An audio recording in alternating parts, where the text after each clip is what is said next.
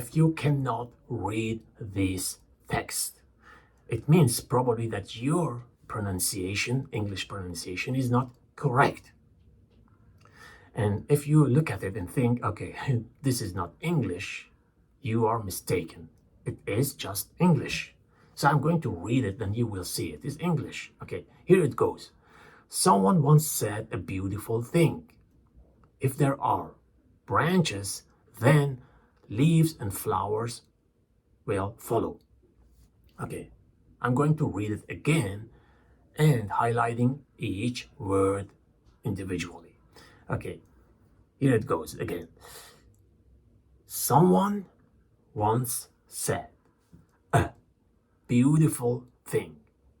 If there are branches, then leaves and flowers will follow. Yeah, you see, this is just English.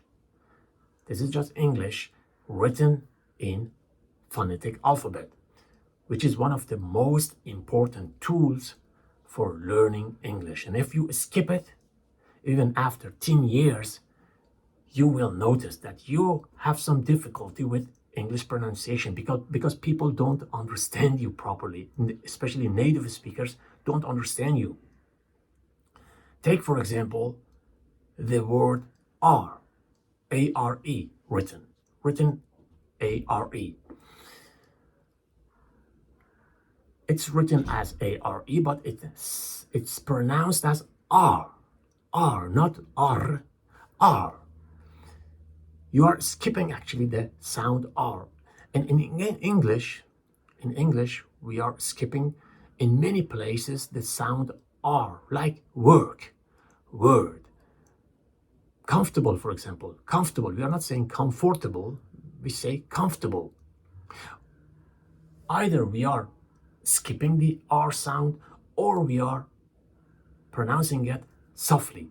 But many new learners are pronouncing it with a lot of pressure.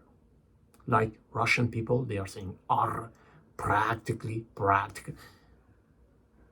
And the reason why they haven't learned pronunciation properly is because they didn't follow phonetic symbols, the IPA, International Phonetic Alphabet.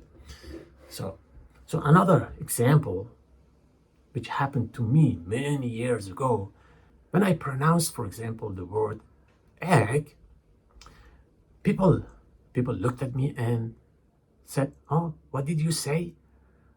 And I thought, "Oh, this is just a simple word." But they didn't understand me. They didn't follow me.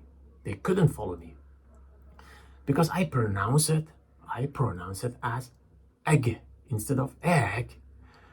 And this is quite common among new English learners. When they want to pronounce a word with double letters, they are pronouncing it with a lot of pressure, like egg instead of egg.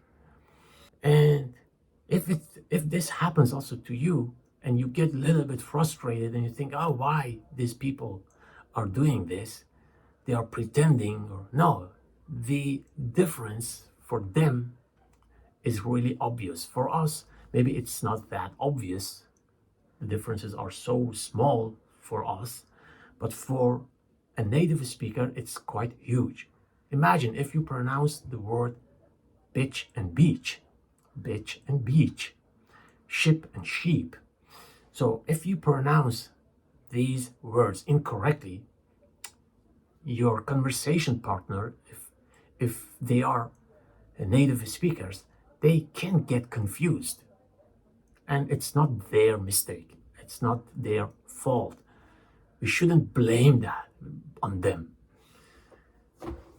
But the solution is that we should learn pronunciation by using phonetic symbols. Why we should use phonetic symbols is because when we try to learn pronunciation just by hearing, we hear it actually the way what we think.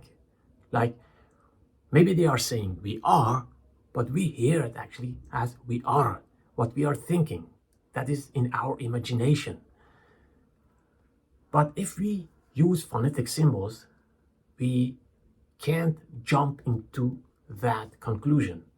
Because we can see it.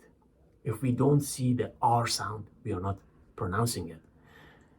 If we see a long E, for example, leave, leaves, is understand live, leaves, live. And then you see it by the phonetic symbols. A long E is different than a short E, like live and leave. That's why I am so emphasizing using phonetic symbols for my students. And I notice really the difference. People who use it and who don't use it. People who use it, within a week, I see the difference in their pronunciation. But those are people who are aware of the importance of using phonetic symbols. And people who neglect it, and people who think they know it already, or they know it better, they skip it, neglect it, they are not learning correct pronunciation for a very long time. And what they do, they are repeating the incorrect way of pronunciation. And once they wanted to correct them, once they want to correct it, maybe it's a little bit late, because first they have to unlearn the incorrect way, and then again do a lot of effort to learn the correct way of pronunciation. Why not starting from the very beginning with the correct way of pronunciation? Yeah, please start from the very beginning with the correct way of pronunciation. And if you think this is too much work, yeah, in the past it was really too much work using phonetic symbols. It looked complicated, intimidating, yeah, boring. But now you can use internet, you can use AI. Put there, please put this text in phonetic symbols. And I have a site there. You can put the text, and then you can convert it into phonetic symbols. And what I'm always doing for my students, I am using also a backslash between each word, between two words. After each word comes a backslash. Then you can easily distinguish words in the text. Especially in the beginning, it's quite useful. But yeah, once you learned it, you don't need to do that. Okay, I'm going to show you the site here in my transcript. I'm going to put it in my transcript, and then you can use that site for learning pronunciation using the phonetic symbols.